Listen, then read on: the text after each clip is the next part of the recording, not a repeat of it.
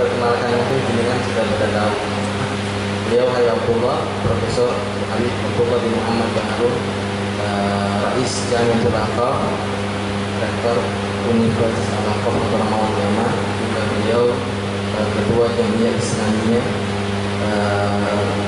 LSM yang bergerak dalam memberikan bantuan kepada Abu Afan dan fakir miskin yang ada di Hadramaut. Salah tokoh yang ada di Hadramaut, beliau berdomisili di kota Mukarrar Hadramaut Yaman. Ini mungkin sudah banyak yang tahu beliau ini. Bismillahirrahmanirrahim. Alhamdulillahirabbil alamin. Allahumma shalli wa sallim ala sayyidina Muhammad wa ala ali sayyidina Muhammad. Hadarat wal qiyad wal masyayikh wa khadiji دار المصطفى المشاركون بهذه الدورة الحضور جميعا. السلام عليكم ورحمة الله وبركاته.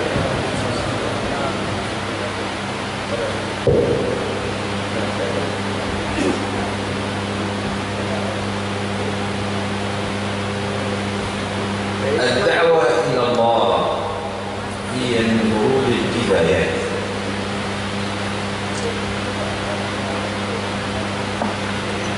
والله سبحانه وتعالى حدد هذه الدعوة في ثلاثة أمور. قال ولتكن منكم أمة، والأمة يعني الجماعة، ولما جعله فرض عين على كل أحد، ولكن أعني من حيث الدعوة إلى الله لا حيثيتان. الحيثية الأولى هي الحيثية الخاصة مع الإنسان، يدعو في بيته، يدعو في يأمر بالمعروف وينهى عن المنكر في محيطه الصغير، في حيث ولاه الله سبحانه وتعالى.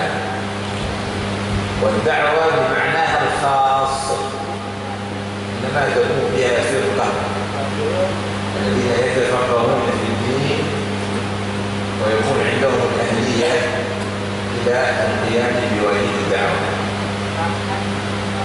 قال تعالى ولتكن منكم أمة يدعون إلى الخير ويأمرون بالمعروف وينهون عن المنكر وأولئك هم المفلحون.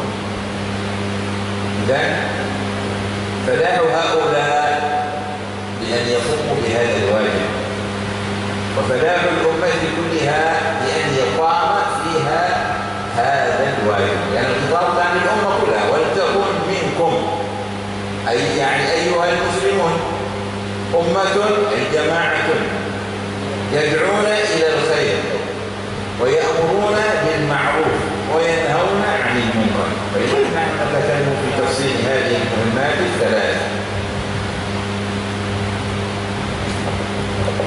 Bismillahirrahmanirrahim. Saya memulai mencoba menerjemahkan apa yang beliau sampaikan. Tadi kepada menyapa kita semua, para habaib, para masyayikh, dan juga para kharijin dalam sampaian pada kesempatan hari ini. Kemudian beliau memulai bahwa dakwah merupakan fardu kifayah yang Allah wajibkan kepada kita semua. Allah Subhanahu wa taala kemudian menjadikan atau membagi dakwah tersebut ada 3 kategori yang perlu dibahas dalam masalah dakwah, kata beliau. Yang pertama, wal takum minkum ummah. Allah Subhanahu wa taala tidak menjadikan dakwah itu sebagai fardu ain untuk setiap fardu. Ini kalau kita berbicara dakwah secara khusus, kata beliau. Kalau kita berbicara dakwah secara atau dilihat dari kata-kata dakwah sendiri, tentu setiap orang itu wajib berdakwah di sekelilingnya untuk mendakwai orang sekelilingnya, keluarganya, tetangganya. Ini kewajiban setiap individu, kata beliau. Tetapi kalau kita lihat makna dakwah, arti dakwah secara khusus, kata beliau, di sana ada sekelompok orang yang kemudian mereka meluangkan dirinya menuntut ilmu, kemudian menyebarkan apa yang mereka dapatkan. Mereka menempa diri mereka untuk memiliki kemampuan menyebarkan dakwah ini, kemudian mereka berdakwah dari Allah Subhanahu wa taala. Wa takum minkum ummatun yad'una ilal khair ya'muruna bil ma'ruf wa yanhauna 'anil munkar wa ulaika humul muflihun, kata beliau.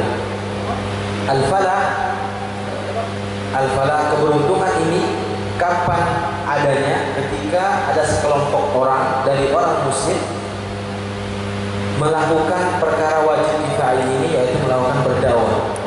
Jadi beliau katakan di sini wal takum minkum, sebagian dari kita. Al-khitab di sini ditujukan kepada segala manusia, tetapi yang dimaksud adalah sebagian dari umat muslim, kata beliau. Dan beliau akan menjelaskan 3 permasalahan pokok yang disebutkan di dalam ayat ini.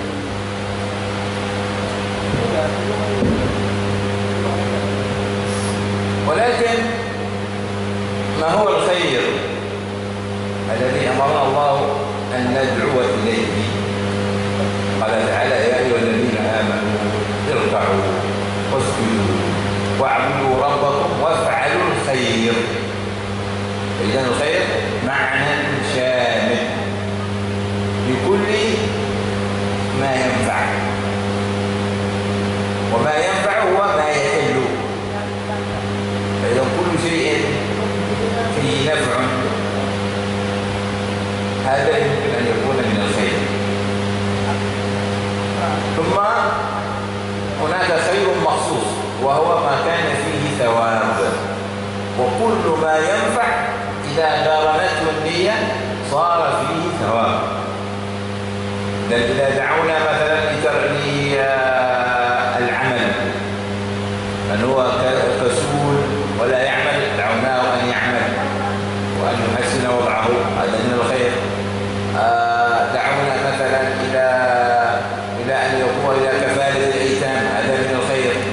دعونا، لكن هذا فرق بين هذا وهذا. يعني دعوتنا رجلا لا يعمل، اترك الكسل، قم واعمل، اكسب من أجل تربية أسرتك ومن أجل كفايتهم، هذا ندعوه إلى الخير. اكفل الأيتام، هذا ندعوه إلى خير. الخير هذا يتدرج بين الدعوة إلى المباح أو الدعوة إلى الواجب أو الدعوة إلى هذا الخير تدخل فيه الأحكام، وتدخل فيه الأحكام ثلاثة: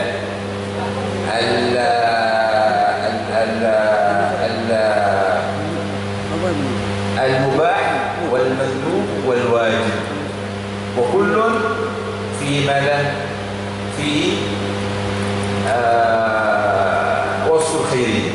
لكن وصف الخيرية خصوصا، هذا عموما، وصف الخيرية لماذا فرقنا بين وصف الخيرية الذي هو متعلق بالمندوب وبالواجب وبين الوصف الخيرية المتعلق بالمباح؟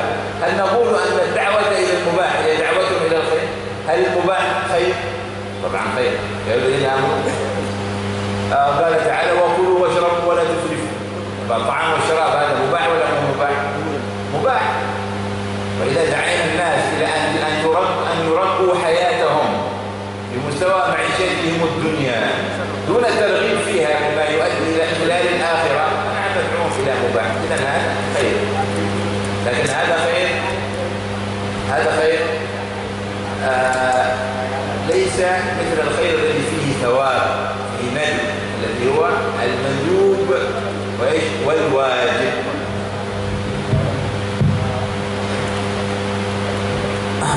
Hal yang pertama ya, dalam ayat adalah melakukan kebaikan, kita mengajak kepada kebaikan. Tetapi yang menjadi pertanyaannya adalah apa yang dimaksud dengan kebaikan di sini? Dalam satu ayat Allah mengatakan waf'alul khair. Mana khair di sini? Kata beliau syamil, mencakup banyak hal, kata beliau. Segala sesuatu yang memiliki manfaat disebut khair. Manfaat di sini adalah sesuatu yang halal. Ma fihi naf'un fa huwa minal khair. Apa yang ada naf'at dalamnya itu disebut adalah satu kebaikan. Akan tetapi di sana juga ada makna atau arti dari khair tersebut, arti khusus dari khair, yaitu ketika khair tersebut ada pahala di dalamnya.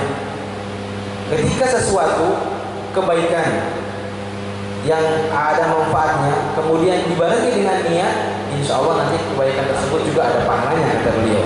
Jadi kalau misalnya kita mengajak orang untuk jangan malas untuk bekerja, misalnya untuk rajin bekerja, mencari rezeki, ini merupakan dakwah kita kepada kebaikan. Atau misalnya kita mengajak orang lain untuk mengayomi atau menjadi kafir dari anak yatim ini juga kebaikan. Akan tetapi ada perbedaan antara keduanya. Yang pertama, ketika kita mengajak orang untuk meninggalkan malas, dia bekerja untuk menafkahi keluarganya, ini berbeda halnya ketika kita mengajak orang untuk menjadi kafir dari anak yatim. Karena yang pertama adalah perkara yang mubah kata beliau, yang kedua perkara yang ada hukumnya, perkara yang wajib atau perkara yang sunnah. Maka di sini bisa dikatakan bahwa al khair di sini yatatarraq atau yatadarraj, ada tingkat-tingkatannya. Terkadang dia wajib, terkadang dia mubah, terkadang dia manduh. Dan wasful khairiyah, sifat kebaikan dalam satu perkara, terkadang wasful khairiyah itu dari segi umum. Jadi ketika satu hal yang kita ajak kepada orang itu bermanfaat, maka dia kita labeli dengan sifat khairiyah yang lebih umum. Akan tetapi di sana juga ada sifat khairiyah yang lebih khusus kata beliau. Ketika misalnya kata beliau makan minum, ini di sana ada baiknya. Allah SWT berfirman, "Wa kulu washrabu wa la tusrifu." Makan dan minum adalah merupakan perkara yang mubah.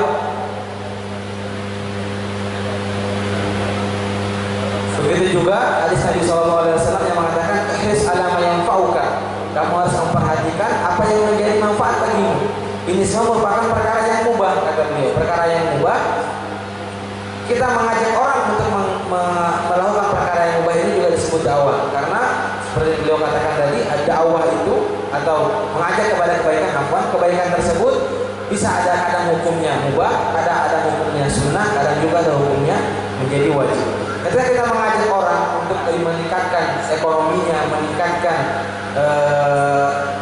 keuangannya, untuk dia dapat memberikan nafkah yang baik kepada keluarganya, ini merupakan tanpa di sana ada takdir kata beliau, ini juga di sana merupakan kita mengajak orang kepada kebaikan. وهذا معنى شامل الخير معنى سامي في الدين ولأجل ذلك احتج به الصحابة فيما بعد النبي صلى الله عليه وسلم عندما جمع أبو بكر القرآن قيل له يا خليفة رسول الله تصنع فيها ما صنعه رسول الله صلى الله عليه وسلم فقال هو والله خير وهو أبو بكر دليل على البدعة الحسنة هو والله خير إذا احتج بمجرد أنه خير. ثم الصحابي الذي كان في زمن النبي صلى الله عليه وآله وسلم ودعا بصيغة حمد لله سبحانه وتعالى في الصلاة ما تعلمها من رسول الله صلى الله عليه وسلم ويقول ربنا ولك الحمد حمدا كثيرا طيبا مباركا فيه ملء السماوات وملء الأرض وملء ما شئت من شيء بعد.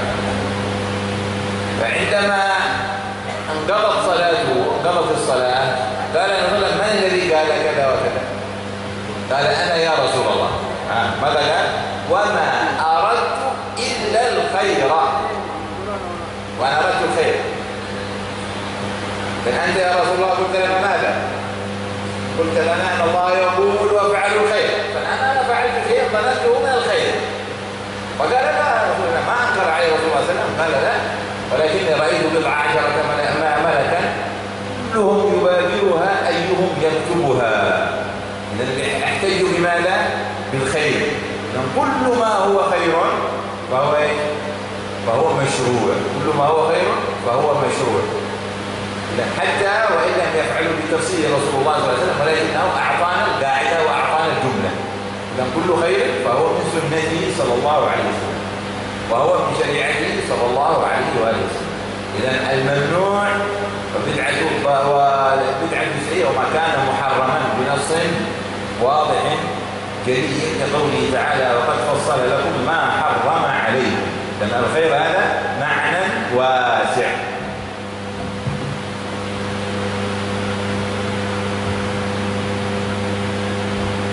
Makna ini, arti dari kata khair kata beliau merupakan satu hal yang memiliki makna besar mencakup segala hal, banyak hal dalam agama. Oleh karena itu para sahabat kemudian menjadikan khair ini sebagai hujjah mereka. setelah Nabi SAW meninggal dan Sayyidina Abu Bakar mengumpulkan Quran, kata beliau, kemudian Sayyidina Abu Bakar ditanya, atas nausihan masa Nabi Rasulullah SAW, apakah engkau akan membuat sesuatu yang belum pernah dikerjakan oleh Nabi SAW? Jawabnya Sayyidina Abu Bakar apa?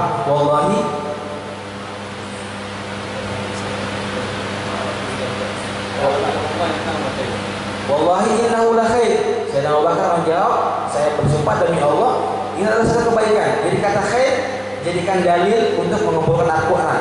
Begitu juga suatu ketika ada sahabat setelah ruku dia membuat sirah hamd sendiri. Rabbana lakal hamdu sampai akhir yang beliau sebutkan tadi. Ketika setelah ruku membuat sirah hamd sendiri. Setelah selesai sholat, Nabi SAW bertanya kepada para sahabat yang sholat di belakangnya, siapa yang mengucapkan sirah hamd tadi itu? Salah sahabat mengaku, saya Rasulullah yang mengerjakannya. Wa ma aratu illa khair. Kata khair di sini saya tidak melihat kecuali kebaikan. Kemudian Nabi SAW tidak mengingkarinya. Bahkan Nabi SAW mengatakan bahwa saya melihat ada bid'atu malak, beberapa malaikat yang berebutan untuk siapa yang terlebih dahulu menulis pahala yang kamu ucapkan tadi, kata beliau. Nah, kata khair di sini itu dijadikan dalil bahwa segala sesuatu yang tidak diharamkan itu boleh kita ajak, dan ini juga merupakan satu dalil bahwa di sana ada bid'ah hasanah, kata beliau. Oleh karena itu, semua segala sesuatu yang baik, kata beliau, itu merupakan satu yang masyru', disyariatkan dalam syariat Islam, dan juga merupakan sunnah dari Nabi Muhammad SAW. Yang tidak dibolehkan adalah ketika kita mengajak pada sesuatu yang jelas-jelas diharamkan oleh Allah Subhanahu wa taala. Allah telah berfirman, "Wa qad fassala 'alakum ma harrama 'alaikum." Allah telah menerangkan bagi kita, mentafsirkan bagi kita semua apa yang Allah Subhanahu wa taala haramkan bagi kita. Amma al-ma'ruf fa huwa ma yuqabilu al-munkar. An-nikah ma'ruf, as-sifah munkar. الحسن الخلق معروف، سوء الخلق منكر، الصدق معروف، الكذب منكر. إذا عندنا هنا مقابلة، كل منكر يقابله معروف. فإذا هذا فالله سبحانه وتعالى قارن بينهما. لماذا؟ لأنهما متقابلان، كل معروف يقابله منكر، وكل منكر يقابله معروف. الصدق يقابل الكذب، الإيمان يقابل النفاق، السفاح يقابل النكاح، الكسب الحلال يقابل السرقة والكسب الحرام، البيع يقابل الربا، وأحل الله البيع وحرم الربا. إذن المعروف والمنكر متضادان. فالمعروف هو إذا أردت المعروف ما يقابل المنكر أو يضاد المنكر، والمنكر هو ما ضاد المعروف. Hal yang kedua yang disebutkan dalam ayat tadi, kita diperintahkan untuk mengajak kepada yang ma'ruf. Apa itu ma'ruf? Ma'ruf beliau mendefinisikan bahwa ma'ruf itu adalah ma yuqabilul munkar, lawan dari munkar. Kalau di sana ada nikah, berarti lawannya ada zina. Kalau di sana ada akhlak yang baik, di sana lawannya ada akhlak yang buruk. Di sana ada kejujuran, lawannya ada kebohongan, kata beliau. Jadi di sini ada muqabalah. Kullu munkarin yuqabilul ma'ruf. Setiap yang munkar di sana lawannya ada yang ma'ruf. Karena Allah Subhanahu wa taala membandingkan antara keduanya, antara ma'ruf dan antara munkar. Setiap kalau di sana ada kejujuran, maka di sana ada kebohongan. Ada iman, lawannya nifak. Ada zina, lawannya nikah. Ada mencari rezeki yang halal, lawannya mencari rezeki dengan cara yang haram. Di sana ada riba, lawannya adalah al-bay'.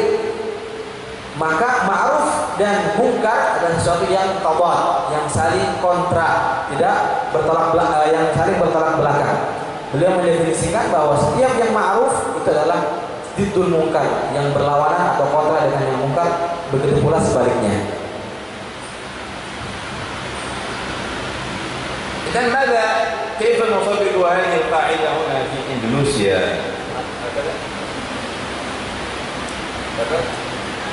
كيف نطبق؟ أنتم الآن نتكلم عن الدعوة إلى الله سبحانه وتعالى ولا نتكلم عن الدعوة ليس بالعموم. لا نتكلم عن الدعوة في أوروبا ولا في أستراليا، ولكن إذا كنا في اليمن نتكلم عن الدعوة في اليمن، وإذا كنا في أندونيسيا نتكلم عن الدعوة في أندونيسيا. ما هو الخير الذي ندعو إليه، والمعروف الذي نأمر به، والمنكر الذي ننهى عنه.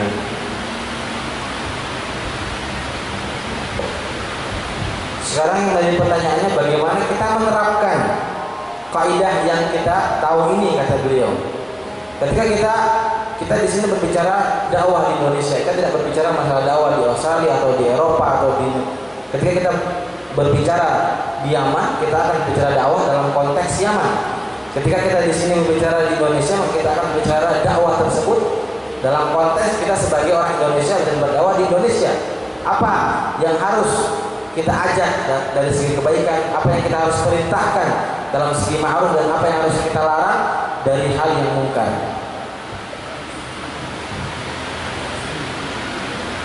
لا بد لك من أجل أن تكون داعيا في منطقة مثل أندونيسيا من أن يكون عندك الضوء الكاشف.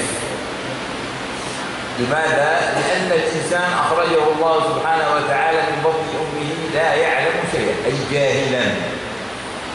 وقصر الله سبحانه وتعالى وحصر الحق فيما أنزله على رسوله صلى الله عليه وسلم.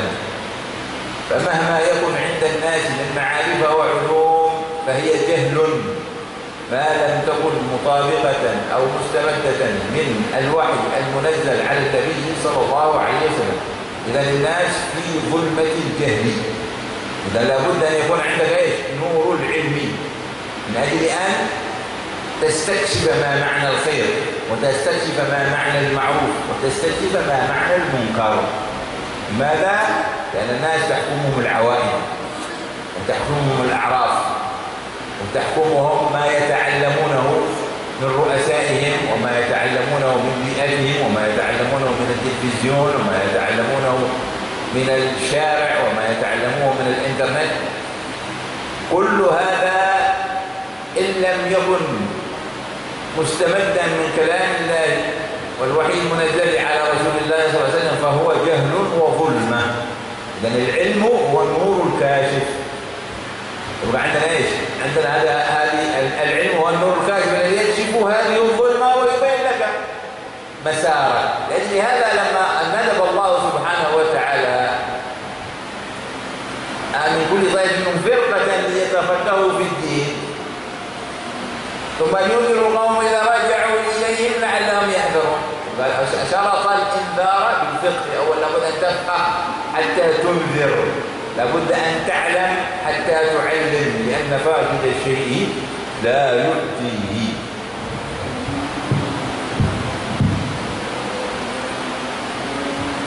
Ketika kita ingin menjadi dai di Indonesia, kata beliau, hal pertama yang kita harus miliki adalah satu cahaya yang bisa menerangkan bagi kita semua, menerangkan apa itu makna kebaikan dan selanjutnya, kata beliau. Beliau mengatakan karena manusia itu ketika dilahirkan tidak mengetahui, tidak diberikan ilmu, la ya'lamu syai'an. Artinya manusia itu adalah dalam kebodohan, kata beliau. Bagaimana caranya kita menghilangkan kebodohan tersebut? Karena seluruh apa yang kita tangkap dari ilmu, segala sesuatu yang kita sebut ilmu, malam yakun, ketika hal tersebut ilmu yang kita anggap ilmu tersebut sumbernya bukan dari wahyu Allah Subhanahu wa taala, baik Al-Qur'an atau sunnah Nabi sallallahu alaihi wasallam, maka itu adalah kebodohan dan kegelapan, kata beliau. Dengan ilmu yang kita miliki, dengan cahaya yang kita miliki tadi itu, nah kemudian kita bisa mengetahui apa itu ma'ruf, apa itu hal yang menjadi baik yang kita ajak kepada orang, apa itu khair yang kita ajak, dan apa itu mungkar yang kita larang dari orang tersebut. Karena pada saat ini beliau katakan kebanyakan orang itu belajar dari segala hal. Mereka belajar mungkin dari adat istiadat yang ada dalam mereka belajar dari pemimpin-pemimpin mereka belajar dari jalanan, mereka belajar dari televisi, mereka belajar dari internet, kata beliau. Semua itu menjadi sumber yang dipelajari oleh manusia, menjadi sumber mereka mendapatkan ilmu-ilmu yang mereka miliki. Akan tetapi semua ini apabila tidak didasari, tidak terambil dari wahyu Allah Subhanahu wa taala, dengan dua bagian yaitu Quran dan Sunnah Nabi Sallallahu Alaihi Wasallam, maka itu merupakan satu kebodohan dan itu merupakan satu kegelapan. Jadi kita harus memiliki cahaya ilmu tersebut yang nanti akan menjelaskan kepada kita, memberikan jalan yang terang bagi kita untuk kita berjalan pada koridor yang benar, pada jalan yang benar. Kita mengetahui apa itu khair yang kita ajak manusia ke dalamnya, apa itu ma'ruf yang kita perintahkan, dan apa itu mungkar yang kita larang orang-orang untuk melakukannya. Dalam ayat Allah Subhanahu wa taala mengatakan harusnya ada sebagian dari kita untuk yatafaqah fiddin. Yatafaqah fiddin di sini itu memberikan isyarat bahwa seseorang yang ingin berdakwah dia harus paham dulu, memiliki fikih dulu, dia paham dulu apa yang dia sampaikan. Karena kalau orang tidak mengetahui apa yang dia sampaikan, bagaimana dia akan memberikan sesuatu tersebut? Faqidu syai'in la yu'ti. Orang yang tidak memiliki sesuatu, apa yang akan diberikan kepada orang lain?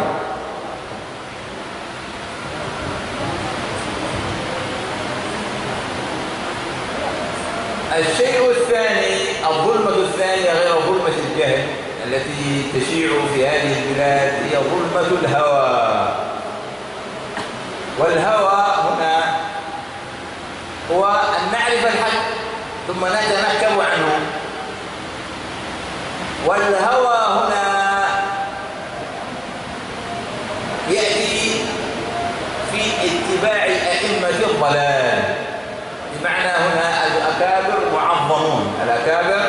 معظمون، فلو جاء أحد بمنكر عظيم وباطل فإن كثيرا من الناس يتبعونه على منكره وعلى باطله لأنه فلان.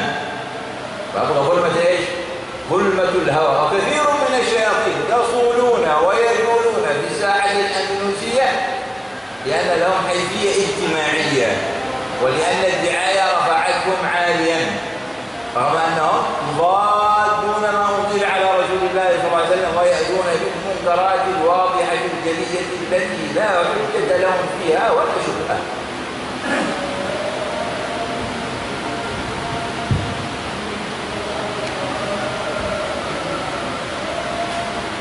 Hal yang kedua yang harus kita jelaskan kepada orang-orang atau pada masyarakat adalah kegelapan yang kedua adalah kegelapan hawa nafsu, kata beliau.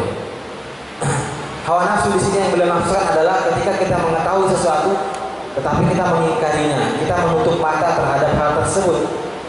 Beliau mengatakan banyak sekali a'immatud dhalal, pemimpin-pemimpin yang memiliki pendapat yang sesat, kata beliau, yang tidak benar. Di sini atau di Indonesia, kata beliau, al-akabir mu'azzamun, orang-orang besar itu dihormati di Indonesia, diikuti di Indonesia, kata beliau. Walaupun terkadang ada dari mereka misalnya kemudian berpendapat satu hal yang batil, satu hal yang mungkar, tetap akan diikuti oleh masyarakat umum, kata beliau. Kenapa? Karena mereka orang yang dihormati, kata beliau.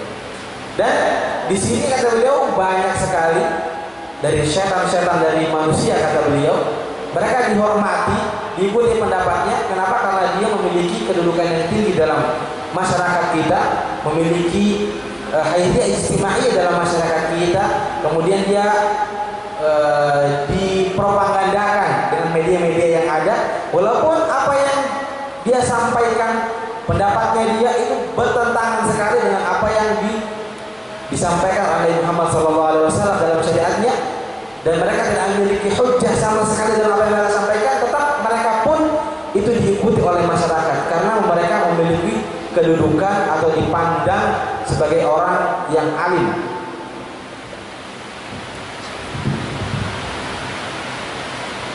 لا أحب عندما أتكلم أن ينشغل أحد بشيء، إن أردتم أن أتكلم وإلا فسأخرج. ما حد يلعب بالتليفون ولا ينشغل بشيء آخر، هذا الكلام مهم وغالي، فلا أحب اللعب في وقت الجد، وخصوصا الذين يشوفهم، يعني لا أريد أحد ينشغل بجواله ولا بغيره. Beliau tidak suka kalau beliau sedang berbicara ada orang yang sibuk sendiri, kata beliau. Kalau sampai ingin mendengarkan ya monggo, kalau enggak ya beliau akan keluar dari majelis ini. khususnya mungkin yang di depan, kata beliau, yang beliau lihat langsung ya jangan sampai main HP atau sebagainya, karena yang beliau sampaikan ini adalah perkara yang penting, yang mahal, kata beliau. Kalau memang tidak dibutuhkan, ya monggo beliau ingin keluar.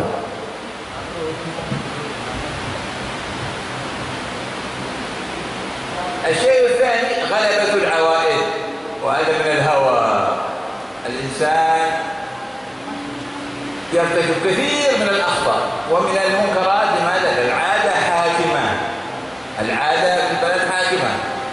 طبعا هذا نحن لا نقول قاوموا العوائد وتحدوها، لا، ولكن فليكن جزء من جهدنا في تغيير العوائد السيئة، العوائد السيئة. Hal yang kedua, kata beliau, yang termasuk dari hawa, tadi beliau sebutkan yang pertama adalah ketika kita mengetahui yang hak tapi kita mengingkarinya. Yang kedua adalah ghalabatul awaid, adanya adat atau cara-cara yang sudah mengalahkan kita, kata beliau. Terkadang orang mengetahui dia atau dia melakukan perkara-perkara yang dosa, maksiat yang sangat banyak, akan tapi itu sudah menjadi adat, sudah menjadi kebiasaan, dan ada muhakama, kata beliau. Beliau tidak mengajak kita untuk menentang secara frontal adat tersebut, akan tapi kita di sana harus memiliki usaha yang kuat. Bagaimana cara kita untuk merubah kebiasaan-kebiasaan yang buruk menjadi kebiasaan yang baik.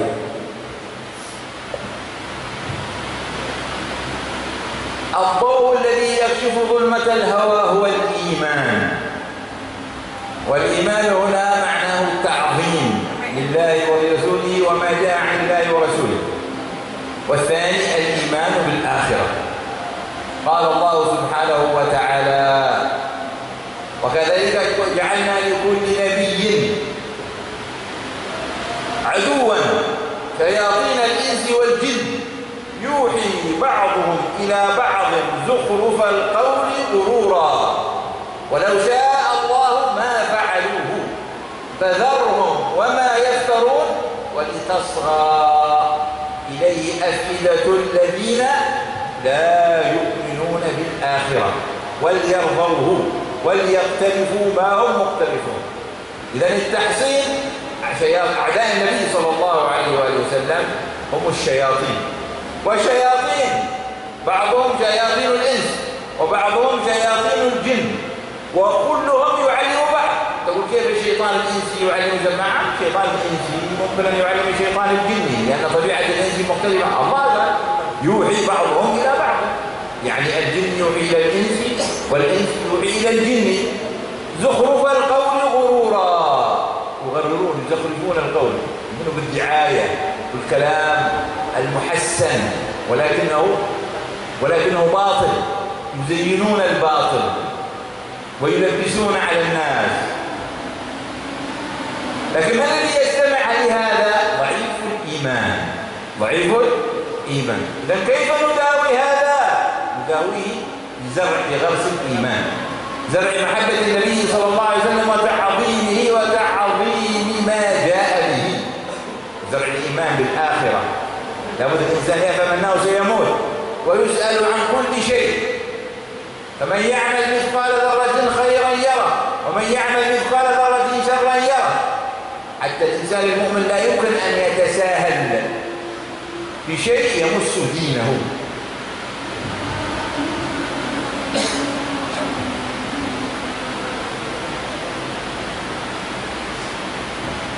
Cahaya yang bisa kemudian menghilangkan hawa tadi atau hawa nafsu tadi yang disebutkan luar tersebut adalah iman. Iman di sini adalah kita mengagungkan apa yang datang dari Allah Subhanahu wa taala, kita mengagungkan Nabi Muhammad sallallahu alaihi wasallam, dan apa yang datang dari Nabi kita Muhammad sallallahu alaihi wasallam. Kemudian kita juga harus meyakini atau kita harus mengagungkan bahwa kita harus terus mengingat di sana ada alam akhirat yang akan menunggu kita. Allah Subhanahu wa taala berfirman, "Wa kadzalika ja'alna likulli nabiyyin aduwwa." Allah menjadikan musuh bagi setiap nabi. Mereka adalah syaitan insi wal jin, syaitan-syaitan dari bilangan manusia dan juga bilangan jin, kata beliau. Yuhi ba'dhum ila ba'dhin zukhrufal qawli ghurura. Setan dari jin membisikkan kepada setan dari manusia, setan dari manusia juga membisikkan kepada setan dari jin. Kalau kita bertanya bagaimana setan dari jin itu belajar menggoda manusia dari manusia itu. Kata beliau ada ayatnya, Allah yang menyebutkan. Allah yang menyebutkan bahwa setan jin itu belajar dari setan manusia. Setan manusia itu belajar dari setan jin dalam menggoda manusia, kata beliau. Jadi seperti seperti Allah Subhanahu wa taala telah menyebutkan bahwa musuh Nabi sallallahu alaihi wasallam mereka adalah syaitan. Dan syaitan di sini terbagi menjadi dua. Syaitan dari golongan jin dan syaitan dari golongan manusia. Dan orang yang kemudian mendengarkan apa yang disampaikan oleh syaitan manusia dan syaitan jin adalah mereka yang imannya lemah, mereka yang imannya tipis. Caranya bagaimana kita mengobatinya? Kita mengobatinya adalah dengan kita menanamkan rasa iman yang kuat kepada pribadi-pribadi muslim. Kita menanamkan keagungan Nabi besar Muhammad SAW dan apa yang datang dari Nabi besar Muhammad SAW. Kita harus terus mengingat bahwa di sana ada akhirat yang menuntut kita. Kita akan mempertanggungjawabkan sekecil apapun yang kita kerjakan. Man ya'mal mithqala dzarratin khairan yarah, man ya'mal mithqala dzarratin syarran yarah. Dan kita tidak boleh, kata beliau, merasa tidak terjadi apa-apa ketika agama kita, kehormatan agama kita sudah disentuh oleh orang. Kita tidak boleh berpangku tangan ketika di sana agama kita sudah dihina atau dinisahkan oleh orang lain. Allah Subhanahu wa ta'ala قد قص لنا من أخبار هؤلاء.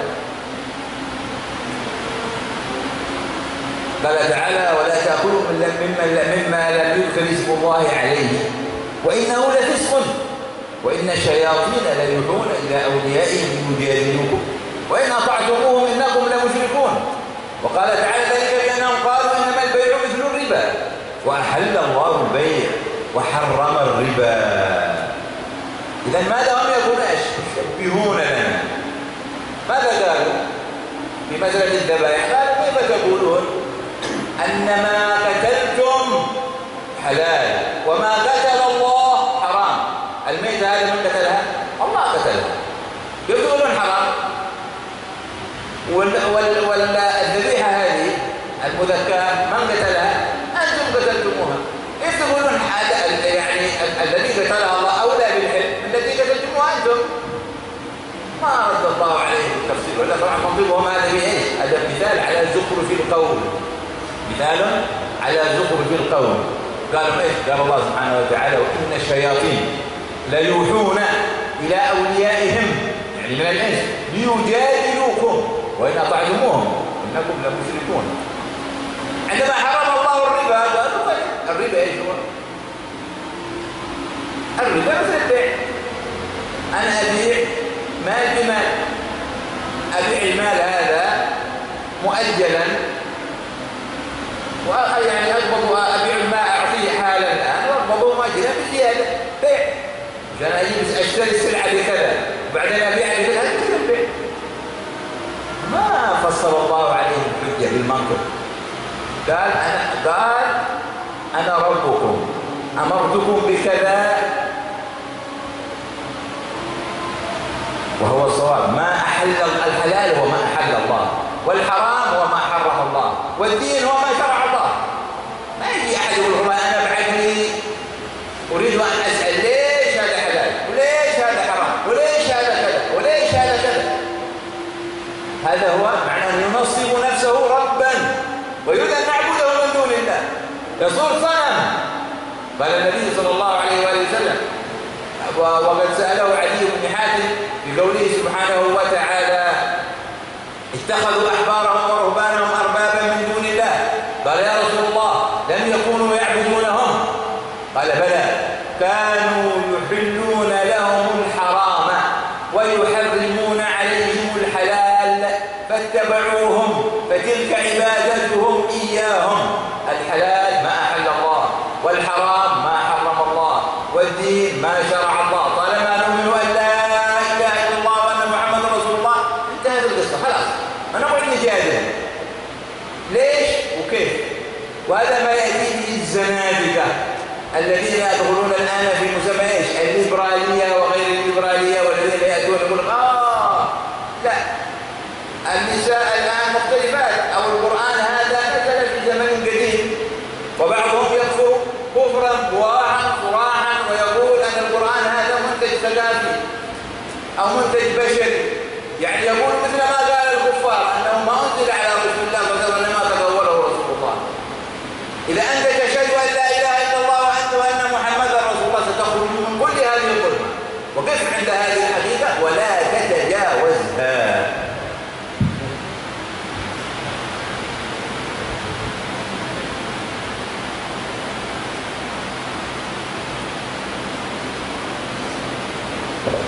Beliau melanjutkan bahwa Allah Subhanahu wa taala memberikan contoh. Allah Subhanahu wa taala telah mengisahkan kepada kita mereka golongan yang tersebut tadi. Dalam ayat yang sudah sebutkan tadi, ketika ada orang kafir, beliau menceritakan ketika ada orang kafir mengatakan bahwa apa yang disembelih oleh orang kafir maka haram. Kemudian disembelih oleh orang muslim hukumnya adalah halal. Orang kafir kemudian berujar kepada kita, yang menjadi bangkai itu berarti yang membunuh Allah Subhanahu wa taala. Yang engkau sembelih berarti engkau yang membunuhnya. Kenapa engkau katakan yang dibunuh Allah Subhanahu wa taala itu haram, sedangkan yang engkau bunuh kau bilang itu halal? Orang kafir mengatakan itu kepada kita. Tetapi Allah Subhanahu wa taala tidak menjawab mereka. Allah Subhanahu wa taala menjelaskan kepada mereka bahwa la yuhuna ila awliyai, syaitan-syaitan dari mereka kemudian akan mengajarkan ila awliyaihim, kepada syaitan dari manusia untuk berhujjah kepada kita, kata beliau. Kalau kita mengikuti mereka, wa innakum la musyrikun. Kalau kita mengikuti apa yang mereka katakan, kita akan menjadi orang musyrik, kata beliau. Begitupun dalam permasalahan riba, kata beliau. Dalam permasalahan riba, mereka mengatakan riba itu adalah kita yang membeli sesuatu muajjal dengan harga yang nanti tidak dibayar saat ini, kata beliau. Sama halnya dengan kita jual beli. Tapi Allah Subhanahu wa taala kemudian tidak membantah hujjah mereka. Allah mengatakan halallahu al-bai' wa harama riba. Allah hanya menegaskan bahwa riba itu haram dan bai' itu halal. Allah tidak kemudian menjawab hujjah dari orang-orang kafir tersebut. Dan ini karena Allah Subhanahu wa taala, Nabi SAW telah bersabda bahwa yang halal itu yang dihalalkan Allah Subhanahu wa taala. Yang haram itu apa yang diharamkan Allah Subhanahu wa taala. Dan agama adalah itu yang telah digariskan, disyaratkan oleh Allah Subhanahu wa taala. Allah Subhanahu wa taala ketika orang kafir berhujjah kepada kita, belum Allah Subhanahu wa taala tidak menjawabnya, tidak membalas hujjah tersebut. Tapi dipastikan bahwa segala sesuatu yang halal adalah datang dari Allah Subhanahu wa taala, yang haram juga Allah Subhanahu wa taala yang mengharamkan, dan agama adalah Allah Subhanahu wa taala yang mensyariatkan. Ini semua seperti apa? Karena ketika kita mengikuti mereka, kita akan menyembah mereka, kata beliau. Satu ketika beliau menyebutkan satu riwayat bahwa ketika Rasulullah SAW menyebutkan satu ayat, ittakhadhu ahbaran wa ruhbanan arbaba min dunillah, orang Yahudi itu mengambil pendeta-pendeta mereka sebagai Tuhan yang disembah. Adi bin Hatim kemudian mengatakan kepada Nabi SAW, ya Rasulullah, mereka tidak menyembah pendeta mereka. Nabi SAW kemudian menjawab, tidak, pendeta-pendeta mereka menghalalkan apa yang diharamkan Allah Subhanahu wa taala, mengharamkan apa yang dihalalkan Allah Subhanahu wa taala. Ini merupakan bentuk ibadah kepada mereka. Bentuk ibadah. Ketika kita mengikuti, Allah Subhanahu wa taala tidak memerintahkan kita untuk berjidal atau membantah hujah-hujah mereka. Yang Allah minta kepada kita, kita meyakini apa yang kata dari Allah Subhanahu wa taala. Kita hanya diminta oleh Allah Subhanahu wa taala untuk mengucapkan syahadat, asyhadu an la ilaha illallah wa rasulullah. Kemudian kita berhenti pada saat tersebut. Tidak usah kita kemudian bertanya kenapa ini diharamkan, kenapa ini dihalalkan, kenapa ini seperti ini hukumnya. Allah hanya minta kepada kita apa yang datang dari Allah Subhanahu wa taala, kita imani dan kita laksanakan. Tidak usah banyak kita bertanya, kata beliau. Jangan kita seperti orang-orang yang sebagian sekarang ini disebut liberal. Mereka kemudian bertanya masalah dalam masalah perempuan. Oh, itu perempuan pada zaman dahulu hukumnya begini-begini, zaman sekarang sudah tidak relevan lagi, maka hukumnya harus dirubah. Kemudian mungkin mereka mengatakan bahwa Al-Quran itu adalah muntaj tsaqafi, satu produksi kebudayaan, atau muntaj basyari, produksi manusia. Mereka mengatakan satu hal yang dikatakan oleh orang kafir. Sama saja mereka mengatakan bahwa Al-Quran itu bukan dari Allah Subhanahu wa taala dan bukan diturunkan kepada Nabi Muhammad sallallahu alaihi wasallam. Kita jangan seperti mereka terlalu banyak bertanya, kata beliau. Yang diminta kepada kita ketika kita diperintahkan sesuatu dan kita meyakini itu datang dari Allah Subhanahu wa taala, sudah kita terima dan kita amalkan. فإذا هذا كفر ينتشر في المعاهد، هذا شيء موجود في المعاهد. أنا ما تكلمته لأنه موجود في المعاهد وفي الجامعات الإسلامية. هذا الكفر يعلم وفي المعاهد تتسلل الكتب. أنا سمعت هذا في معاهد سلفية، وفي طلاب يأتون من معاهد دينية سلفية يتكلمون بهذا الكلام، يفكرون هذا التفكير. يعني في داء منتشر، أولى الناس بالأمر بالمعروف والنهي عن المنكر والتعليم الخير وإزالة الهوى هم طلبة المعاهد. Dan ini ada, kata beliau, tersebar di pondok pesantren, kata beliau, di universitas Islam, kata beliau. Bahkan beliau mendengar sendiri di beberapa, ada beliau salah satu masalah beliau mendengarkan, dan di situ juga dipelajari buku-buku yang membahas permasalahan kekufuran ini, kata beliau. Dan kata beliau sekarang yang paling butuh untuk kita dakwahi adalah para santri, katanya. تنتشر بينهم كتب لبعض المؤلفين من الزنادقة من العرب أو من أمريكا، مسلمين أسماءهم أسماء إسلامية لكنهم زنادقة يلعبون بالدين ويجاهرون بالكفر ويأتون بهذا وكلام فارغ مثل الهرمنيوتيكا، مثل يقول لك هذا كله اجتهاد ايش؟ اجتهاد ايش؟ هذا كلام متناقض في العقل، باطل في العقل، لا حجة، مجرد الهوى، مجرد أن قلوبنا إيمانها ضعيف وطلبتنا لم نربهم على محبة النبي صلى الله عليه وسلم وتعظيمه. ولكن الإنسان يحب النبي صلى الله عليه وسلم ويقبل بتكذيبه؟ ما يمكن.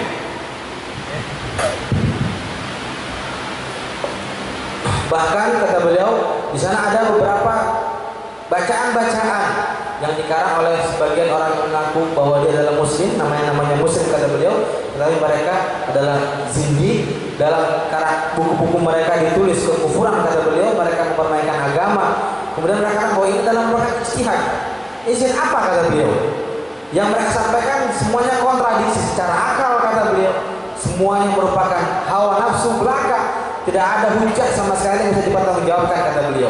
Yang menjadi problem sekarang adalah kita tidak mengajarkan kepada santri-santri kita untuk mencintai Nabi Muhammad SAW. Bagaimana kita mengatakan bahwa kita mencintai Nabi kita, kemudian kita rela beliau didustakan?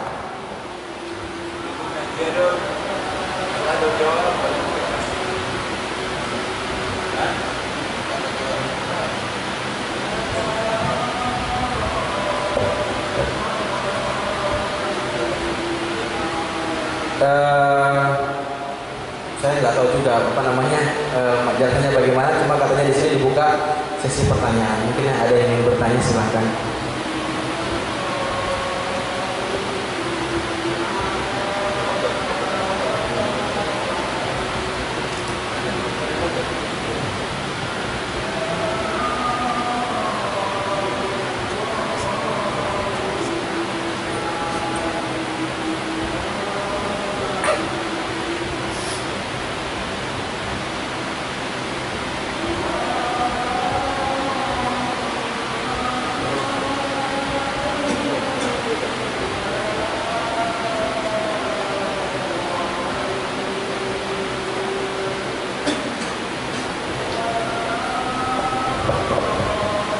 Mari dipersilakan, kalau ada yang mau bertanya, silakan maju ke depan.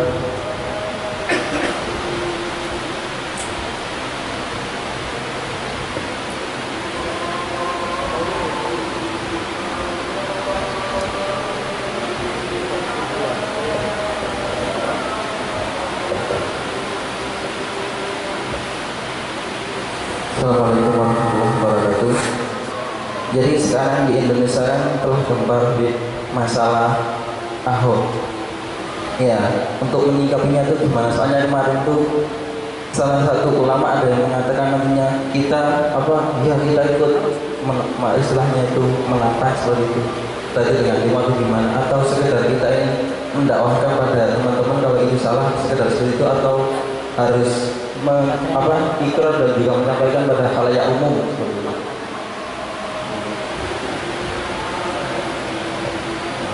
Nama Muhammad Malik Ibrahim dari Ponpes Nurul Ikhlas.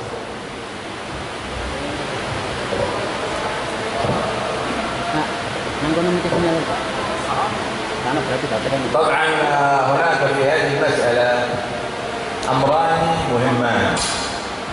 الأمر الأول وهو اتفق العلماء والصالحون والدعاء إلى الله في أندونيسيا وفي حضرموت أن ما فعله هذا الرجل الطعن في القرآن هو جريمة عظيمة يجب إنكارها.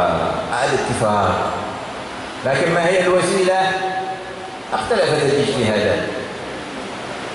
هناك من يقول نحن نخرج في المظاهرة لأن المظاهرة هي الوسيلة التي يؤيدها القانون الأندونيسي. يعني إذا نغضب ماذا نفعل؟ نذهب ونتبع السبل القانونية للتعبير عن الغضب.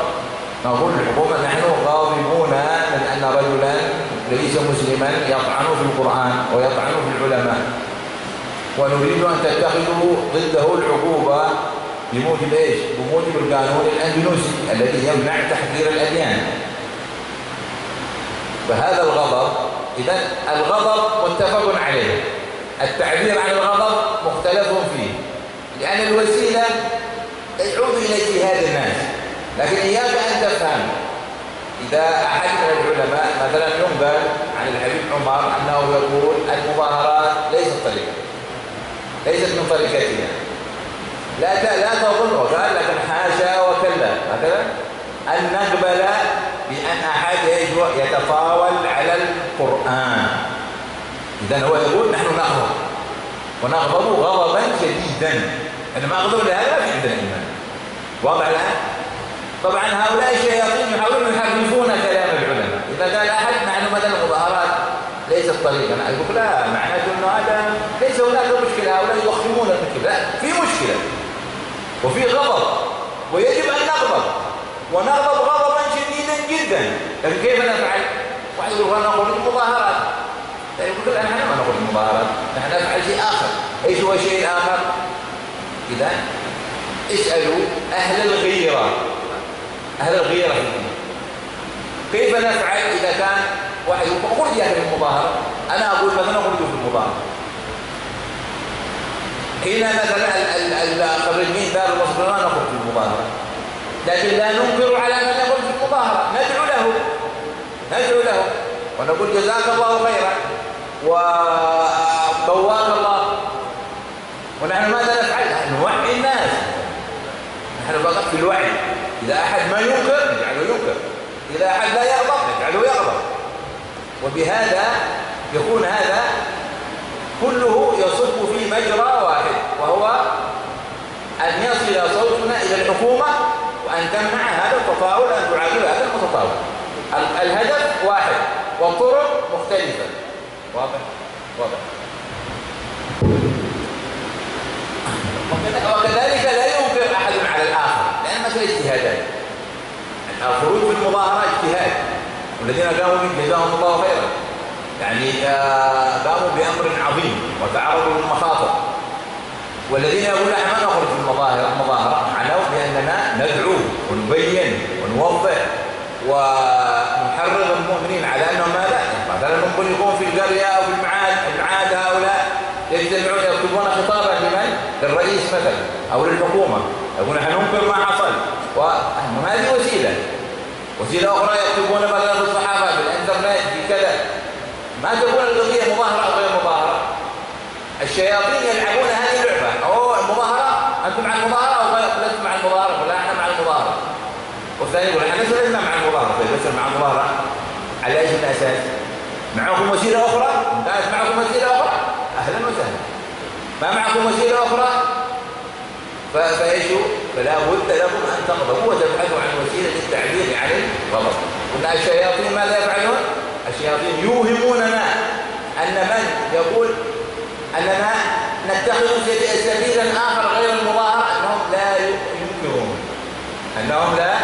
ينكرون. لأجل هذا الحبيب عمر حفظه الله قال ولا يظنن، دفع هذا ولا يظنن ظان أن من يقول إيش؟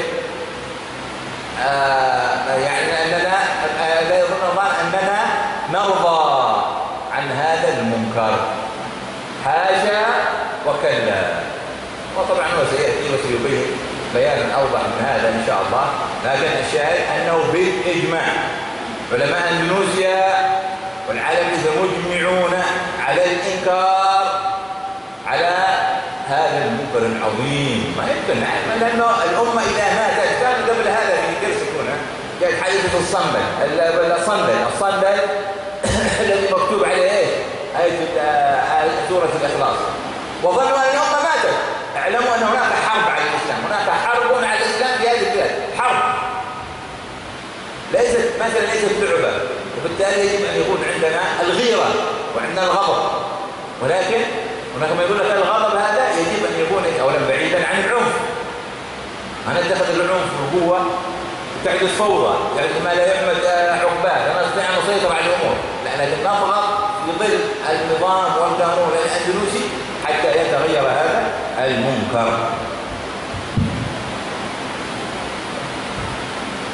Permasalahan yang ditanyakan tadi, ada dua hal yang perlu dijelaskan. Yang pertama adalah ulama, orang-orang soleh, doa semua, baik yang ada di Yaman dan ada di yang Indonesia, ada di negara-negara lain di Yaman juga, mereka semua mengingkari apa yang terjadi. Itu yang pertama. Kemudian caranya kita mengingkarinya, cara kita mengungkapkan kemarahan kita, ada yang kemudian berbeda pendapat antara ulama-ulama kita. Ada kemudian yang mereka berijtihad dengan demonstrasi, bahwa cara kita mengungkapkan kemarahan kita dengan melakukan mudzaharah atau demonstrasi, kata beliau. Kenapa? Karena demonstrasi merupakan salah satu cara yang dia memiliki legalitas dari konun, dari hukum kita, yang dibolehkan oleh hukum kita untuk melakukan tersebut. Jadi kata beliau, ketika kita marah, mengungkapkan kemarahan kita dengan demonstrasi, itu merupakan kita melakukan salah satu cara yang dibolehkan dalam hukum Indonesia. Dan kemudian kata beliau, cara tersebut untuk mengungkapkan kemarahan kita itu semuanya kembali kepada ijtihad masing-masing. Dan jangan sampai kita beranggapan bahwa di sana kalau ada orang kemudian yang menistakan Al-Quran, menistakan agama kita, kemudian kita tidak boleh marah. Ini yang merupakan yang salah. Kita harus marah, kita harus memiliki ghirah, tetapi mungkin caranya kita berbeda-beda. Kalau ada yang ingin keluar demonstrasi, mengungkapkan kemarahannya, menuntut untuk hukum ditegakkan, sah-sah saja kata beliau. Kita mendoakan mereka. Akan tapi mungkin yang tidak ingin keluar dalam demonstrasi misalnya, dia juga harus memiliki cara lain untuk mengungkapkan kemarahannya, untuk menentang penistaan agama yang ada, kata beliau. Banyak sekali caranya. Mungkin kita menulis surat kepada presiden, atau kita menulis di koran-koran, atau kita menulis di internet dan sebagainya. Ini yang menjadi sekarang ini kita harus mencari cara bagaimana kita mengungkapkan kemarahan kita menentang, kita mengingkari penistaan agama yang ada, kata beliau. Tidak harus dengan mudzaharah, kita berijtihad. Yang penting kita memiliki cara untuk mengungkapkan ketidaksetujuan kita dengan apa yang terjadi. Beliau mengatakan bahwa di sana ada beliau sempat diberitahukan ada di sana maqta atau penggal perkataan yang beliau itu dikatakan bahwa itu dari Habib Umar bin Hafidhahullah, bahwa beliau mengatakan mudzaharah laisa min tariqina. Tetapi bukan berarti bahwa beliau rela, beliau ridha dengan penistaan agama yang ada ini, kata beliau. Di sana beliau mungkin memiliki ijtihad yang lain, cara yang lain untuk mengungkapkan kemarahan ini. Insya Allah katanya beliau akan datang dan beliau akan menjelaskan lebih permasalahan ini. Jadi untuk masalah ijtihad, masalah bagaimana cara kita untuk mengungkapkan rasa kemarahan kita, pengingkaran kita, itu kita tanya kepada orang-orang yang memiliki rasa ghirah, bagaimana cara mereka. Mungkin kalau kita tidak ingin keluar dengan demonstrasi, kita bisa memberikan pemahaman kepada masyarakat. Kita berikan penjelasan kepada masyarakat. Bagi mereka yang tidak marah atas penistaan agama, ini kita harus berikan penjelasan kepada mereka bahwa harus mereka juga harus mengingkari, harus marah terhadap penistaan agama kita yang ada, kata beliau. Karena beliau mengatakan bahwa Habib Umar pun mengatakan bahwa jangan sampai ada yang menyangka bahwa saya rela terhadap apa kemungkaran yang terjadi, kata beliau. Kata beliau, mereka orang-orang tersebut, kenapa mereka berani? Karena mereka telah menyangka umat Islam telah mati. Ketika kejadian sandal di Gresik yang ditulis Suratul Ikhlas di sandal tersebut, tidak ada dari kita yang bergerak, kata beliau. Mereka kemudian menyangka bahwa umat ini telah mati, kemudian sampai terjadi hal semacam ini menunjukkan bahwa umat kita adalah umat yang masih hidup, kata beliau.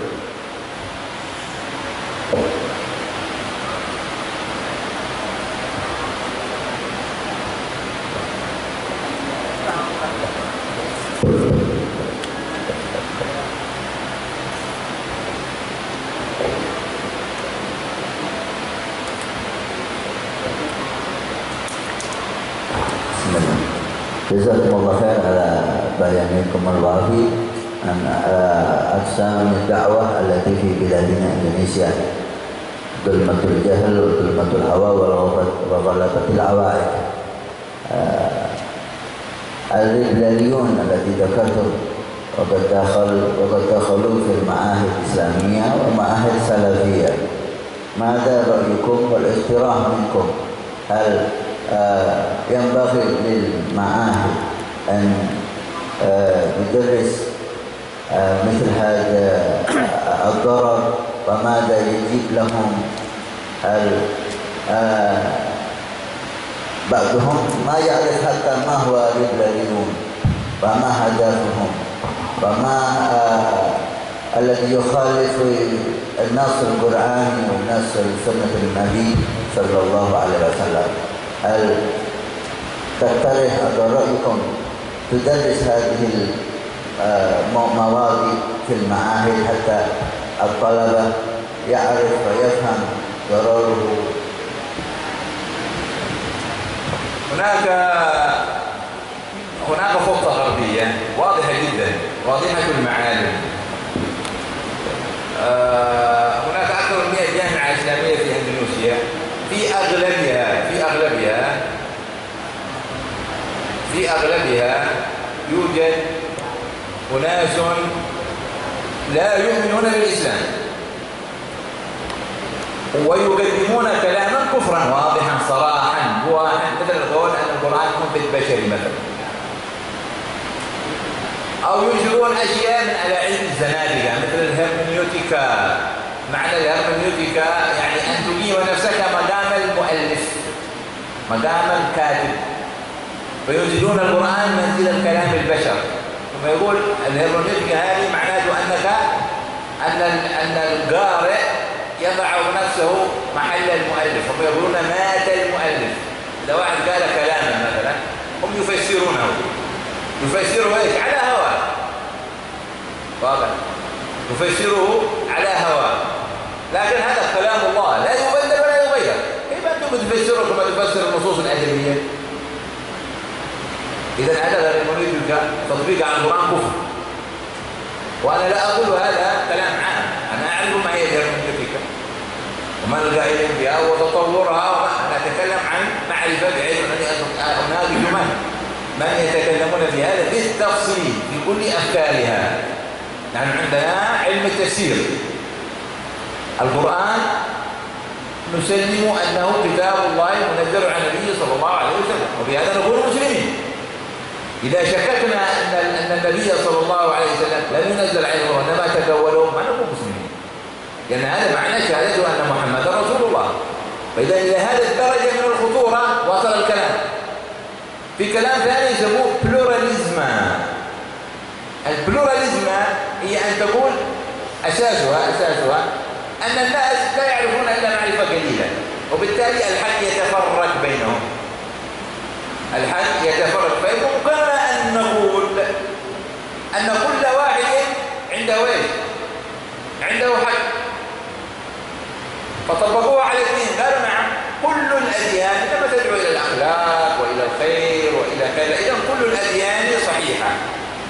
لكن مقتضى هذا من حيث العدل التناقض. لا إله إلا الله ولا في 10 آلهة ولا في 1000 إله كما عند البوذا ولا 3 آلهة كما عند النصارى. إله واحد ولا 3؟ ما يمكن يكون إله و3 و1000 و10 و100. يا أما إله واحد أما متعددون. فإذا المسلم إذا آمن بأن من يقول أن هناك آلهة أخرى ممكن أن يكون هذا صحيحا فهو ليس مؤمنا، ليس مؤمنا ما يشهد أن لا إله إلا الله.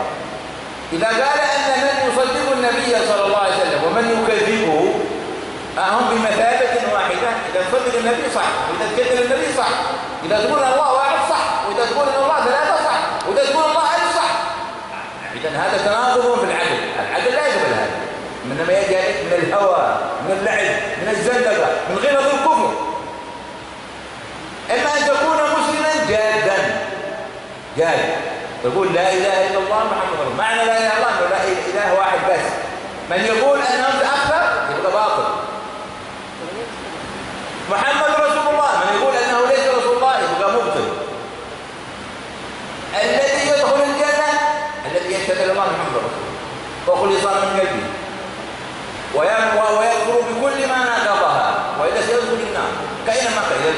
البلوراليزم الدينية باطلة.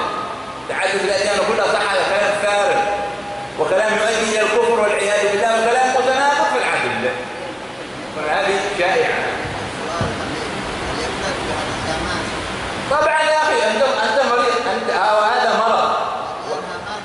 لابد أن تبين في المعاهد. طبعا لابد أن يبينوا في المعاهد وتقام الدورات وتهتمون أنتم ونهتم نحن ويهتم كل الدعاء بإيش؟ بإزالة هذا الخطر. إذا البيان مهم. الشيء الثاني لابد من الترجمة المضادة. ترجمة هم يترجمون كلام الزنادقة العرب. أركون الجابر اسمه ثاني هذا محمد بن نصر حامد نصر أبو زيد. هؤلاء كلهم رسالة الفكر العربي، ناس يعني مجرد وكلاء الغرب لا قيمة لكلامه. الليبراليون العرب يسموه، فترجموا كلامهم ونشروه في المعروف. هذا عرب مسلمين. طيب في كلام للبوطي، كلام للشيخ عبد الحليم محمود شيخ الازهر الاسبق، الرجل الصالح الولي العالم الفيلسوف المفكر. لماذا لا تترجم هؤلاء كلهم؟ إذا لابد أن يتصدى أحد للترجمة.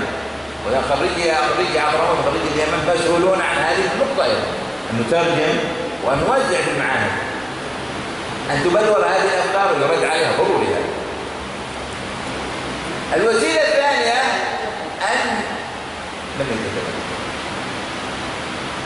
الثانية أن تذهب اللي هو تصفية مفهوم الجامعة الإسلامية. ما يكون جامعة إسلامية وترسيها كفر. يجب أن تزول من هذا الكلام. يجب أن يضغط العلماء وأهل الحل والعقد على الحكومة أن تبدل هذا. إذن البيان من حيث أن هذا الكلام يكون واضح ومكتوب وتقام له الدورات. ثانيا الترجمة. ثالثا ليش تصفية الجامعة. يا تكون جامعة الواحد يمكن يكفر بعيد. ما يقول أنا أدرس الإسلام ويدرسه بالكفر، غش، خداع، كذب. فيمكن البحث العلمي والجامعات يدرس الكذب وكان يدرس الحقيقة.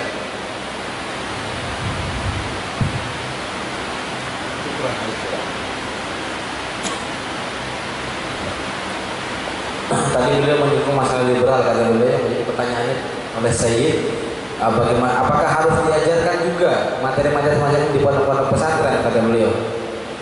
Beliau mengatakan di sana. Beliau mengetahui bahwa di sana sudah beberapa pondok pesantren yang terkontaminasi dengan ini, dan juga di sana ada universitas yang dinamakan Universitas Islam di Indonesia yang sudah dipelajari di dalamnya hal-hal semacam ini, kata beliau. Bahkan di sana ada hal-hal yang merupakan kufur yang sangat jelas diajarkan kepada mereka, kata beliau. Beliau mengatakan tadi semacam hermeneutika diajarkan di universitas. Hermeneutika merupakan, kata beliau, ketika seseorang menjadikan dirinya seperti yang menulis. Jadi kalau ada satu buku, orang lain boleh mentafsirkan semau dia apa yang ditulis orang lain tersebut. Kenapa? Karena hermeneutika adalah memposisikan dirinya sebagaimana dia adalah seorang penulis. Bagaimana ini diterapkan dalam Al-Quran kata beliau? Misalnya bagaimana kita menerapkan bahwa tidak mungkin diterapkan Al-Quran karena Al-Quran adalah wahyu Allah Subhanahu wa taala dan bukan tulisan manusia. Mereka ingin mengumpamakan bahwa Al-Quran itu sama dengan teks-teks sastra yang boleh diterjemahkan oleh siapapun kata beliau. Di sana juga misalnya ada paham pluralisme yang mengatakan bahwa dasarnya adalah bahwa manusia itu memiliki pengetahuan yang sedikit dan kebenaran itu tersebar di antara manusia kata beliau. Dan kemudian mereka yang menerapkan pemahaman ini, kaidah ini dalam agama. Mereka mengatakan semua agama mengajak kepada kebaikan, mengajak kepada kesolehan kata beliau. Dan ini kemudian menjadikan agama itu semua sama kata beliau. Ini menjadikan kontra yang lain, menyeret kita pada kontradiksi yang lain, yaitu apakah sama orang yang kemudian bertauhid mengesahkan Allah Subhanahu wa taala dengan mereka yang percaya bahwa Tuhan bertiga atau Tuhan berseribu kata beliau? Apakah sama orang yang kemudian mendustakan Nabi SAW dengan orang yang membenarkan Nabi Muhammad SAW? Apakah mereka semua bakal masuk surga? Ini satu kontradiksi dalam segi pemikiran kata beliau.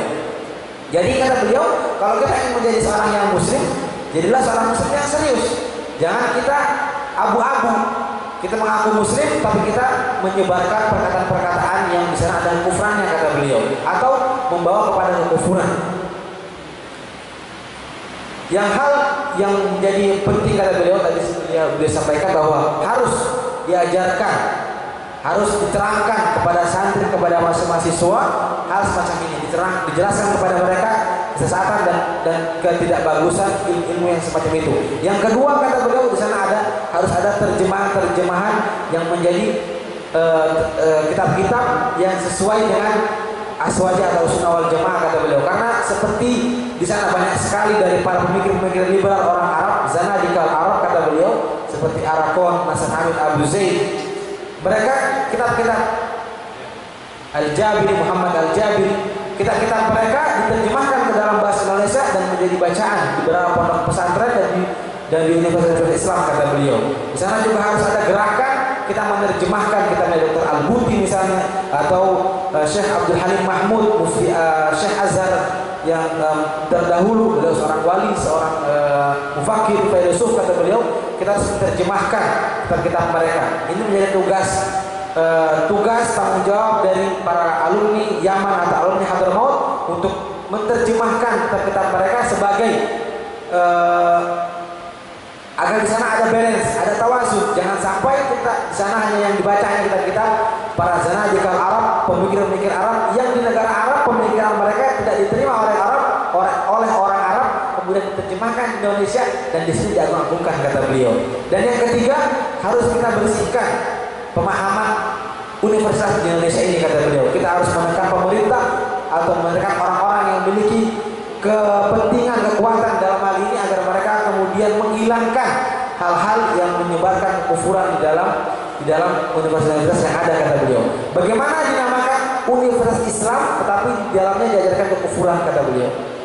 Kontra.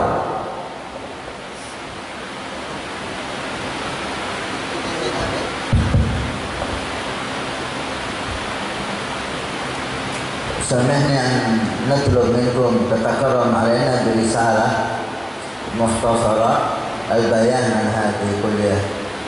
لو ممكن تتكرم علينا بهذه الرسالة حتى لو صدر من قبلكم مثلكم دكتور والدكتور هذا يكون أقوى من يأتي من قبل العلماء والدعاء. ليس هناك دكتور مثلكم. لو ممكن تتكرم علينا برسالة ونشكركم كثير والعفو والتجربة. هو المطلوب البيان والصدق. الصدق هذا نور سواء كان من الركتور ولا من شخص غير معروف. الصدق له نور وله تأثير في القلوب، والنور هذا يهدم الظلمة، لأن كل هذه الكتابات كلها ظلمات بعضها فوق بعض لا تصح في الحديث ولا تروج إلا عندما ضعفاء العقول الذين لا نصيب لهم في العلم، وتروج بالزخرف والدعاية، يكبرون مفكر ومش عارف شخص درجة في أمريكا، كله كلام فارغ ضعيف من هذا العدد. ناحية العدل ضعيف جدا، الحجة المنطقية يعني. فعلى كل حال أنا الذي أقوله هو الترجمة أولى من أمثال الشيخ القوطي أو الدكتور عبد الحليم محمود وغيرهم. هناك كتابات موجودة في العربية، ولكن نحن نكتب فيه مختصر وبيان بحيث أنه نبين هذه الأشياء. بس جزاكم الله خير. ادعونا.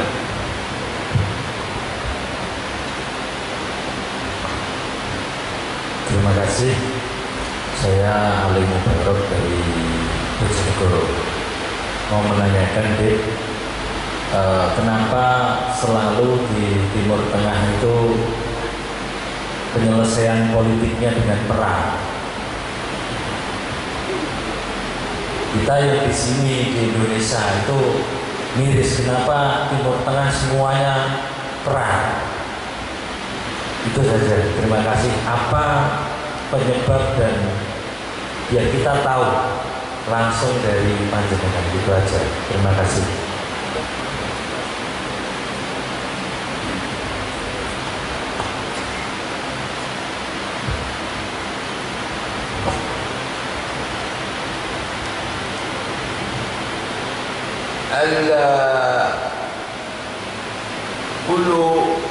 كل مخلوق في هذه الدنيا وله وظيفة، والوظيفة هذه لها قوة، ووجود القوة يغني باستعمالها. الذين أوقعوا الحرب في العرب هم الذين أوقعوا الفتنة في أندونيسيا. الدول الغربية الكبرى التي لها مصالح أرادت أن تدمر المسلمين في أندونيسيا بالكلام، يعني لا تحتاج إلى الحرب، وفي العرب بالحرب لأنها احتاجت إلى الحرب.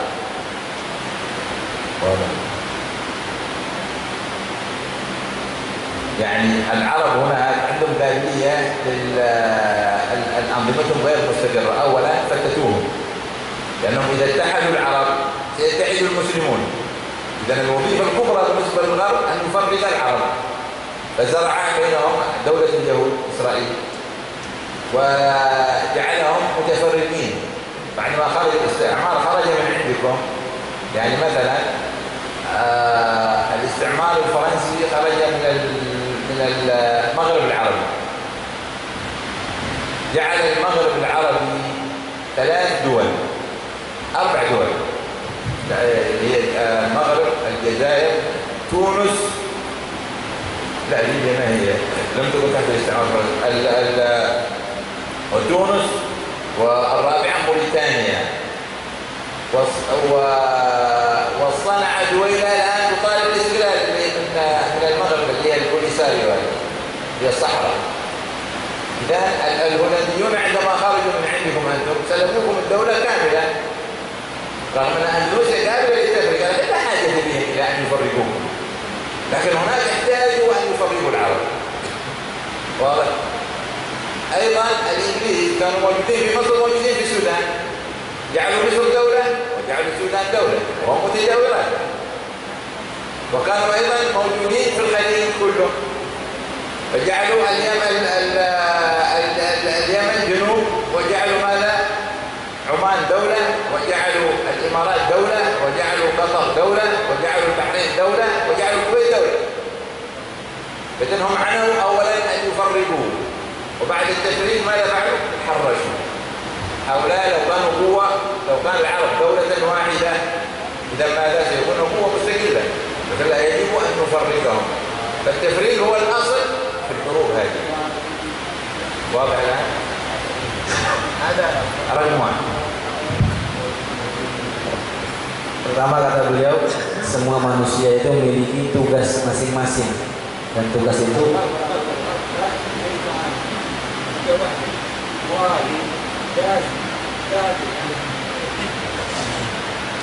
beliau mengatakan di sana ada kekuatan, kata beliau, yang ingin memecah belah Islam, ingin menghancurkan Islam. Mereka itu ada di Arab, mereka juga ada di Indonesia, kata beliau. Di sana kekuatan Barat adalah kekuatan yang zalim, kekuatan yang brutal, kekuatan yang membunuh. Mereka ingin menghancurkan Islam di mana saja. di Indonesia dan juga di negara Arab, kata beliau. Kalau di Indonesia mereka cukup dengan menyebarkan fitnah, kata beliau, dengan ucapan-ucapan, dengan perkataan-perkataan. Kalau di Arab nggak bisa, kata beliau, harus dengan peperangan.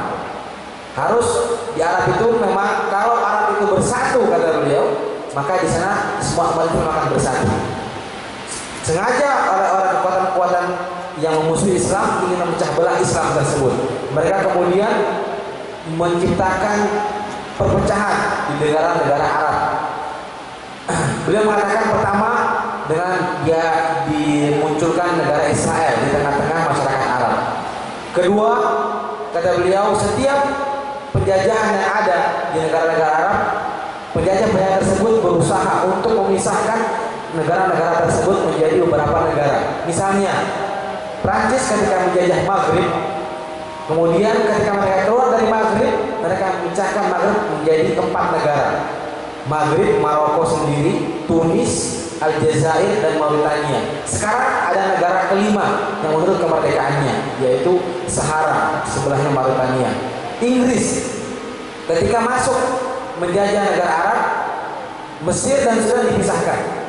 Kemudian di Timur Tengah mereka di sana mereka membentuk Yaman Selatan, kemudian membentuk Oman, membentuk Emirat Arab, kemudian mereka membentuk Qatar, Bahrain. Ini semua jajahan Inggris, dan Al-Kuwait, ini semua jajahan Irak, kemudian Irak juga, ini semua jajahan Inggris.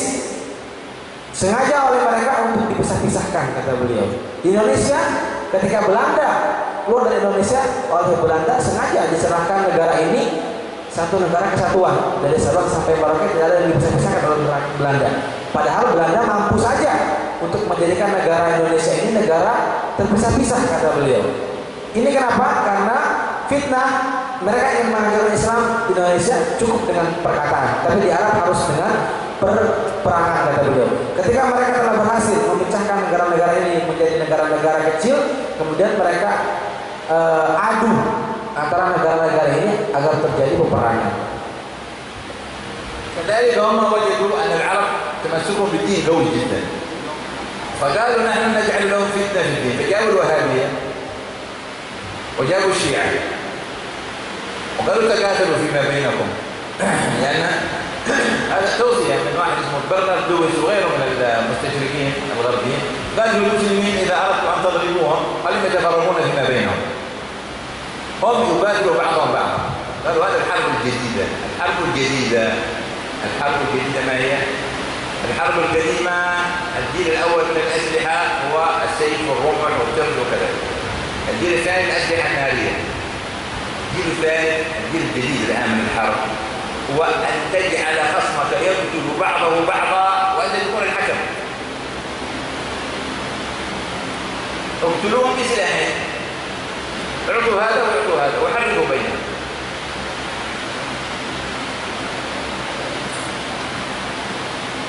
الزيادة على هذا مثلا أنه إيسيس صناعة أمريكية.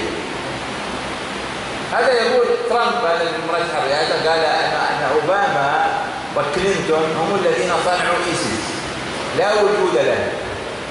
الآن عندما جاءت روسيا، ماذا روسيا خافت أن هؤلاء يأتون ويقاتلون هناك في الشيشان، فجاءت ودخلت ضد مصالحهم. عندما يختلف اللصوص تظهر السرقة، فالآن يحاربون. وإلا كيف؟ لماذا توسعت إيسيس؟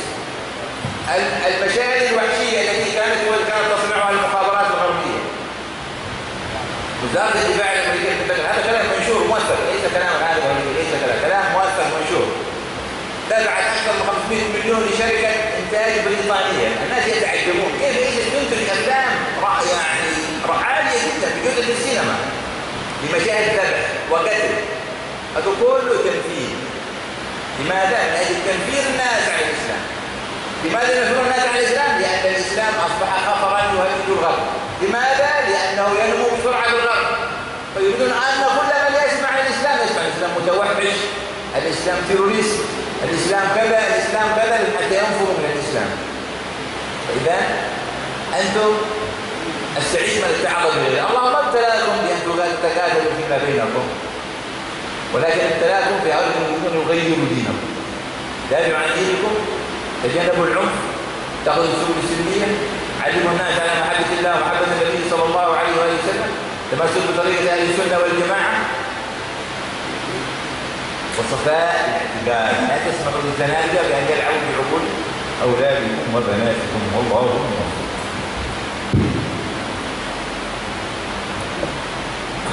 Hal yang kedua kata beliau, kenapa orang Barat sampai ingin menciptakan peperangan di negara Arab? Karena mereka mengetahui bahwa orang Arab itu berpegang teguh kepada agama Islam. Kemudian mereka di sana memunculkan dua sekte besar, yaitu Wahabi dan Syiah. Kemudian mereka mengadu keduanya. Ini merupakan satu bentuk perang baru kata beliau. Zaman dahulu perang itu pertama pakai panah, pakai tombak, pakai pedang. Kemudian muncul model perangan baru memakai senjata api. Sekarang ada model perangan baru, yaitu engkau membunuh musuhmu dengan musuhmu sendiri. Kau berikan senjata kepada kelompok yang ini, senjata kepada ini, kemudian engkau yang jadi juri, engkau yang menjadi hakim kata beliau. Ini salah satu cara kata beliau, dan ini sudah disebutkan oleh seorang talis barat yang bernama Bernard Lewis. Beliau mengatakan kalau engkau ingin mengajarkan Islam, maka engkau harus mengadu domba orang Islam itu sendiri kata beliau. Dan di samping itu kata beliau yang menjadi bukti bahwa hal ini benar adanya, bahwa ISIS itu merupakan ciptaan Amerika, seperti yang disebutkan oleh Trump yang sekarang ingin menjadi presiden Amerika, menyalonkan diri untuk menjadi presiden Amerika. Dia mengatakan bahwa ISIS tersebut adalah ciptaan Clinton dan Obama. Asalnya tidak ada, kemudian mereka yang menciptakan ISIS tersebut untuk memerangi umat Islam kata beliau. Buktinya apa? Ketika Rusia ikut campur tangan, karena mereka Rusia takut nanti ISIS tersebut menyebar sampai ke Chechnya kemudian memerangi Rusia. Ketika mereka memerangi dengan sungguh-sungguh, maka sekarang ketahuan bahwa kenapa ISIS begitu bisa cepat menyebar. Karena Amerika hanya main-main ketika memerangi ISIS, tidak sungguhan. Ketika Rusia benar-benar memerangi ISIS, sekarang dunia hasilnya ISIS sangat terdesak kata beliau. Dan juga ada satu bukti yang disebutkan bahwa ISIS membayar dengan jumlah yang sangat besar pada salah satu produser di rumah produksi di Inggris. Jumlah yang sangat besar, dan yang sangat besar mereka bayar untuk menghasilkan hasil.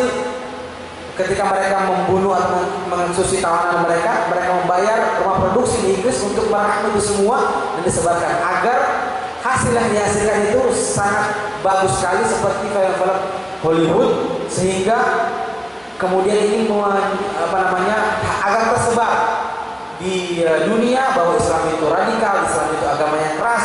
Ini semua kenapa? Karena mereka takut dengan pertumbuhan yang sangat besar di negara Eropa dan di Amerika, pertumbuhan Islam yang sangat tinggi. Banyak sekali orang masuk Islam, mereka ingin mengedepankan bahwa Islam itu adalah teroris, Islam itu adalah radikal.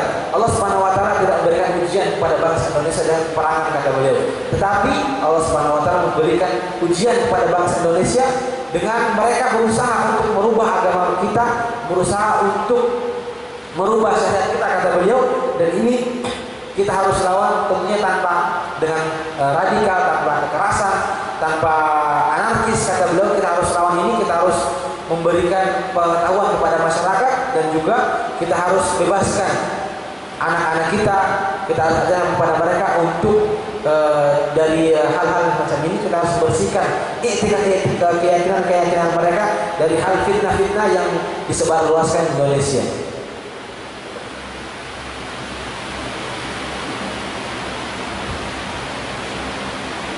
Alhamdulillah kita mendapatkan tambahan pengetahuan dari beliau.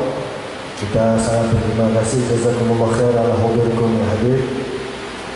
Asallahu yanfa'una bikum wa bi'ulumikum. Insyaallah bisa kita lakukan apa yang beliau sampaikan untuk membentengi masyarakat kita ya. Karena bahaya sudah sebagaimana beliau sampaikan merasuk ke pondok-pondok pesantren, adanya paham-paham yang bisa melemahkan keimanan, bisa melemahkan keislaman para santri, sehingga kedepannya ditakutkan tidak akan ada orang yang berdakwah, malah naudzubillah malah menyesatkan umat. Maka insya Allah sebagaimana permintaan dari akhina Sayyid Hasan, minta kepada beliau untuk bisa menuliskan tulisan Kutayyib Shaghirah dan Faham Liberal Insya Allah kami dari Majelis Ilmu Wasalah dan bekerja sama dengan para hay'ah yang lainnya, insya Allah kami akan bisa menyebarkan apa yang beliau tulis ke pondok-pondok pesantren, terutama di Jawa Timur, untuk bisa membentengi pondok-pondok kita dari paham-paham yang tidak benar, sehingga akan keluar para santri-santri seperti zaman dahulu yang bisa menyebarkan dakwah Ahlus Sunnah wal Jamaah. Sesi istirahat sampai pukul 1:15. Jadi sekarang bisa sholat zuhur, kemudian makan siang makan siangnya sholat zuhur berjamaah, makan siang berjamaah juga silahkan. Sudah salaman tadi, jangan salaman lagi, beliau lagi capek. Yang sudah salaman jangan salaman lagi. Alhamdulillah daurah oleh beliau tambah berkah insyaallah. Amin amin ya rabbal alamin. Nurid al-Fatihah minkum ya hadir. الفاتحة. الله تعالى يجمعنا هذه الجماعة مرة أخرى بعد فرج معصوم ولا يجعل فينا ولا منا ولا معنا شقيا ولا محروم ولا مأثوم. والله سبحانه وتعالى جعلها دورا مباركة تكون منا بالفائدة والبركة، ويبارك لكم فيما تعلمتم ويبارك لكم فيما حضرتم من مجال الخير، ويجعلنا وإياكم من العلماء العاملين الهاديين المهديين الذين عبدوا رب العالمين صلى الله عليه وسلم. احفظنا من بين أيدينا ومن خلفنا وعن أيماننا ومن شمالنا ومن فوق نعوذ بعظمته أن نغتال من تحتنا، ونسأله سبحانه وتعالى أن ينصر المسلمين، يعز المسلمين، يعز راية الدين، كل هذه الأمة أمر راشدا، يعز به بطاعته دون به معصيته، يؤمر به بالمعروف والنهي عن المنكر، وفيه الشفاء ودفع البلاء وقبول الدعاء بما يحب ربنا ويرضى، وصلاح الأحوال ظاهر وباطن على ما طلبته وعلى ما نزل عنه وسلم الصالح. وإلى حضرة النبي الفاتحة.